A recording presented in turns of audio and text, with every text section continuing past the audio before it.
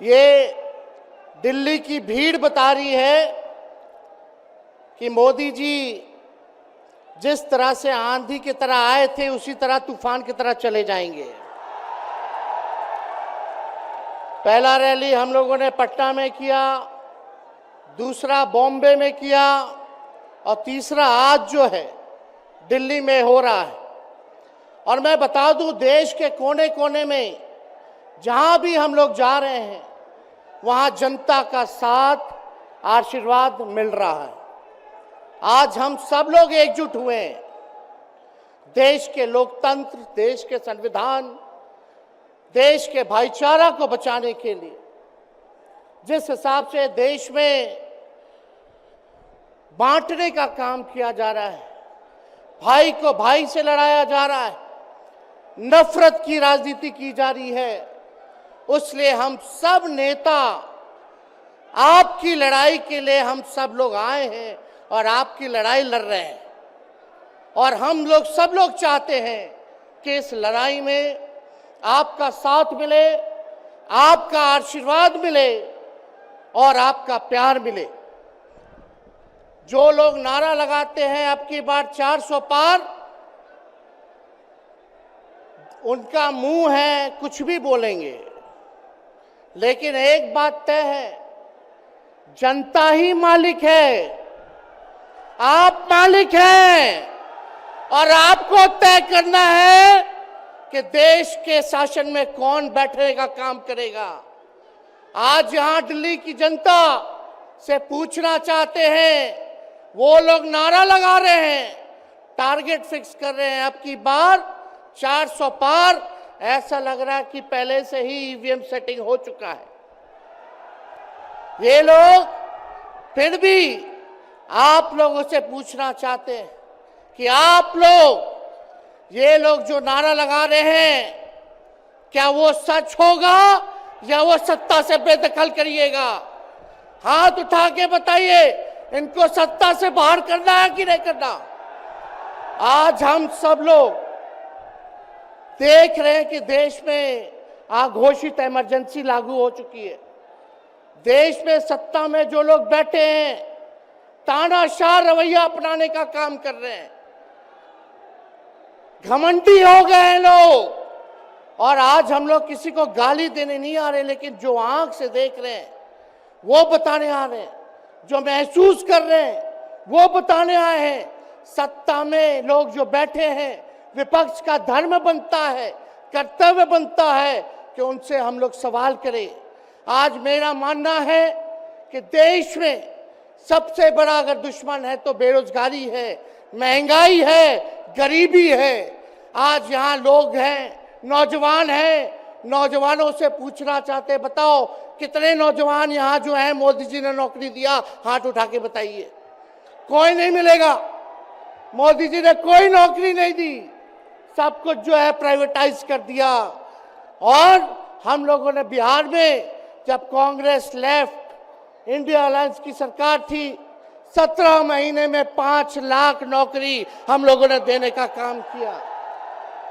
आज किसान तबाह है, युवा परेशान है, लेकिन किसानों से मोदी जी को मिलने का समय नहीं है। मोदी जी मिलते तो प्रियंका चोपड़ा से मिलेंगे, किसानों से नहीं मिलेंगे। अक्षय कुमार को इंटरव्यू देते थे पिछले चुनाव में, इस बार बिल गेट्स को बुला करके इंटरव्यू देने का काम कर रहे हैं। लेकिन किसानों की समस्या कैसे हल होगी ये नहीं बता रहे। किसानों से उन्होंने पिछले चुनाव में वादा किया था कि उनका आय दुगुना करेंगे। आज किसानों पर मोदी जी ने तलवार चलाने का काम किया है, जो हमारे अन्नदाता हैं। इसलिए आप सब लोग, हम लोग जब आवाज उठाते हैं तब मोदी जी और उनकी जो सेल है पार्टी की, उस पार्टी का सेल में कौन है? ईडी है, सीबीआई है, इनकम टैक्स है। लालू जी को तो कई बार सताया गया, मेरे ऊपर मुकदमा किया गया, मेरी मां पर, मेरी बहनों पर, मेरे जीजाओं पर, मेरे पिता के जितने संबंधी थे सब पर केस मुकदमा किया। अभी बिहार चले जाइए, कई हमारे नेताओं पे छापेमारी चल रही है। कई जगह ईटी का रेट चल रहा है, आईटी का रेट चल रहा है, लेकिन हम लोग घबराने वाले लोग नहीं। आज देश में जिस हिसाब से हेमंत सोरेन जी को और अरविंद केजरीवाल को गिरफ्तार करने का काम इन बीजेपी के लोगों ने किया है, तो उनको हम बता दें कि इनके गीदड़ भपकी से हम लोग डरने वाले नहीं हैं। हम लोग संघर्ष करने वाले लोग हैं। और पिंजरे में तो शेर ही को कैद किया जाता है। सब लोग शेर हैं। आप लोगों ने ताकत दिया है, आपकी लड़ाई हम लोग लड़ रहे हैं। कंस राज आप लोगों ने देखा होगा, जब जब कंस को किसी से तकलीफ होती थी, डर लगता था, तब तब जेल में लोगों को बंद कर दिया जाता था। लेकिन जेल जाने से यहाँ कोई डरने वाला नहीं है। कितने लोगों को जेल भेजोगे? लेकिन जब जनता जब जवाब देगी, जब वोट का चोट दीजिएगा, तो मोदी जी हाथ मलने का काम करेंगे, सत्ता से बेदखल हो जाएंगे। इसलिए ये अपनी ताकत को पहचानिएगा। सब लोग चुनाव के समय आप सब लोग पोल कीजिएगा, वोट दीजिएगा, लोगों को भी वोट दिलाने का काम कीजिएगा। बीजेपी के लोग झूठ बोलने वाले लोग हैं। ये लोग यूरिया को भी चीनी बना देते हैं।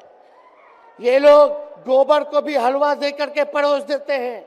ये लोग आंख फोड़ करके चश्मा दे देंगे और फिर बोलेंगे देखो हमने चश्मा दिया। ये झूठी पार्टी है, इसलिए इन पे विश्वास मत कीजिएगा। मोदी जी कहते हैं कि उनका गारंटी मजबूत गारंटी है, गारंटी की बात करते हैं। हम बोलते हैं मोदी जी की गारंटी वैसे ही गारंटी है जैसे चाइनीज माल होता है। 2-4 बार इस्तेमाल करोगे और वो गारंटी जो है खत्म हो जाता है, टूट जाता है, खराब हो जाता है। तो जब तक चुनाव है तब तक ही मोदी जी की गारंटी है, बाकी कुछ नहीं। 2 करोड़ रोजगार का क्या हुआ? 15-15 लाख रुपए का क्या हुआ? ये जवाब नहीं देने वाले, लेकिन हमेशा जो है प्रोपेगेंडा चलाने का काम करते हैं और लोगों को भटकाने का काम करते हैं। इसलिए आप सब लोगों को सावधान रहना पड़ेगा। इनके झूठ पे आप लोग विश्वास मत कीजिएगा।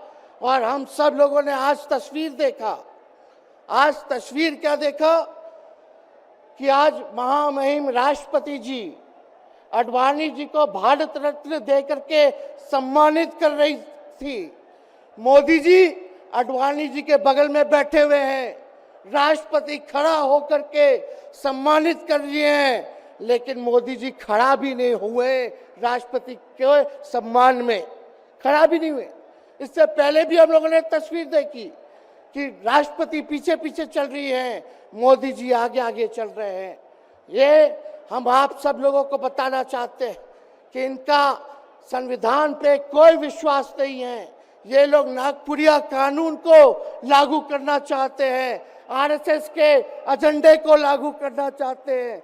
इसलिए ज्यादा कुछ ना कहते हुए एक आंकड़ा हम जरूर बताना चाहेंगे। देश में इंटरनेशनल लेबर ऑर्गेनाइजेशन ने सर्वे किया है, उसमें आंकड़े हैं कि आज देश में बेरोजगारों में से 83% युवा हैं। पढ़े लिखे युवाओं में बेरोजगारी लगभग 65% है। ग्रामीण क्षेत्रों में सिर्फ 17.5% युवाओं के पास ही काम है। यानी भारत की आत्मा गांव में 82% युवा आज बेरोजगार हैं और मोदी जी इसके बारे में कोई काम नहीं किया। आप एक बार विश्वास कीजिएगा, अगर इंडिया सरकार की अलायंस की सरकार बनती है तो नौजवानों को हम लोग नौकरी देने का काम करेंगे, बेरोजगारी को दूर करेंगे। और जाते जाते बहुत सारे नेताओं को बोलना है, लेकिन एक अंत हम करेंगे एक गाने के साथ। और आप लोगों ने गोविंदा का फिल्म का एक गाना सुना होगा कि तुम तो धोखेबाज हो, वादा करके भूल जाते हो। रोज रोज मोदी जी तुम ऐसा करोगे, रोज रोज मोदी जी तुम ऐसा करोगे, जनता जो रूठ गई तो हाथ मलोगे। अरे तुम तो धोखेबाज हो, वादा करके भाग जाते हो। तो आप सब लोगों को बहुत बहुत धन्यवाद। आप सब लोगों का आशीर्वाद मिले और हम सभी लोगों जो है आज मिसेस केजरीवाल और हमारी बहन कल्पना जी के साथ हम लोग जो है मजबूती के साथ खड़े हैं और इस लड़ाई को लड़ेंगे और जीतेंगे। बहुत बहुत धन्यवाद। जय हिंद। बहुत बहुत धन्यवाद।